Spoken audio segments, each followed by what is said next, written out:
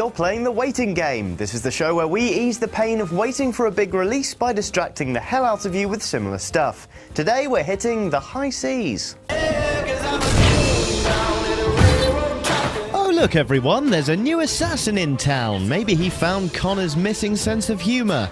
Assassin's Creed Black Flag is the pirate-tastic new instalment in the Ubisoft Super Series, and it's all about those pesky 18th century buccaneers. So how do you stave off scurvy and, more importantly, boredom while waiting for Edward Kenway to sail into port?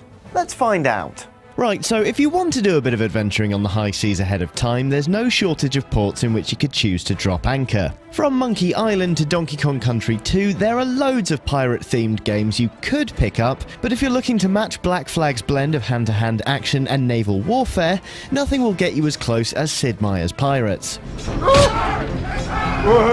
Originally published in 1987, it's since been reworked for just about every platform you'd care to shake a cutlass at. The open world spans a vast swathe of the Caribbean, initially starting you out as a licensed privateer, then giving you the option to turn Kerr whenever you like. Just like in Assassin's Creed, you can attack ships or towns, hunt down targets, and seek buried treasure.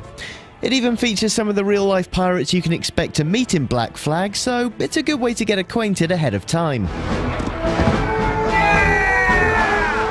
Speaking of renowned pirates, if there's one thing Ubisoft has been keen to do with this title, it's show off how much research they've put in. If you fancy doing a bit of that yourself, you could always try A General History of the Robberies and Murders of the Most Notorious Pirates by Captain Charles Johnson.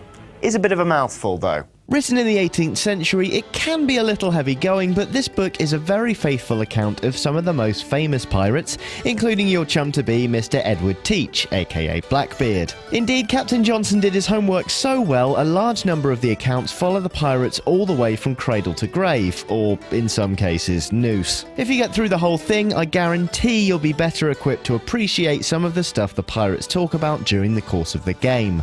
A word of warning, however. Obviously, this book having been first published in 1724, it's a little culturally outmoded, so don't expect 21st century levels of political correctness. There be monsters.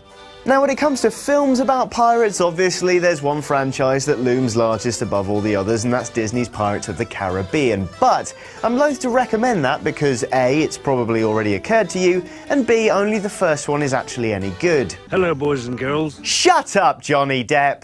Instead, give Blackbeard terror at sea a whirl. It follows the great bearded man during the height of his reign over the seas, and it's actually a TV movie made for National Geographic. Who's to say the devil does not exist? James Purefoy stars as the fuzzy-faced Blackbeard. He played Mark Antony in HBO series Rome and is rather a fine actor. The docudrama follows Blackbeard's exploits aboard his renowned ship the Queen Anne's Revenge, reflecting the very real reign of terror Edward Teach enjoyed over the seas. I mean, sure, Blackbeard is going to teach you a thing or two as Mr. Kenway anyway, but a little more time having spent under the mast couldn't hurt now, could it? Once you've got your knowledge of Blackbeard down, it would probably do you some good to learn about some actual seafaring. Master and Commander The Far Side of the World is your best bet there, as it was highly praised for its sailing authenticity. Though granted, it's not actually about pirates. The film sees Captain Jack Aubrey chasing a French ship to the far side of the world, testing his strength and leadership along the way. The film is adapted from a series of books written as the ship's logs, by the way, so if you find Crow's Captain Aubrey enchanting, search for author Patrick O'Brien. Fun fact, back in those days, ropes were wound the opposite way to how they're made now, so the studio spent a small fortune getting 27 miles of custom rigging made for the ships in Master and Commander, just so nobody could go, that's wrong. Now, our last pick might not be quite so violent as Assassin's Creed Black Flags, given that it's aimed at children and all, but it is still very, very piratey. I hate pirates! Hoist the flag! The Pirates, Band of Misfits, or The Pirates in an Adventure with Scientists, depending on where you live, is an Aardman animation. They're the people famous for Wallace and Gromit and being unfalteringly wonderful. The film follows an inexperienced captain and his equally green crew as they try to win fame and fortune on the high seas. Running into Charles Darwin, they soon realise the ship's parrot is in fact the world's last living dodo, and frankly it only gets sillier from there.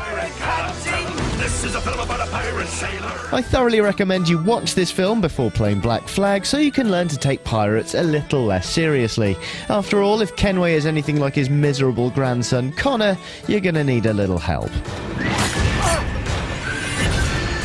Right, you should be able to make it to launch day with that little lot, and as ever, if you want to check out any of the recommended items on Amazon, you can just follow the link on screen now. If you have any suggestions of your own, feel free to leave a comment or tweet using the hashtag GSWaitingGame. Feel free to recommend games we should cover in future episodes as well. What are you looking forward to? Let us know. Bye for now.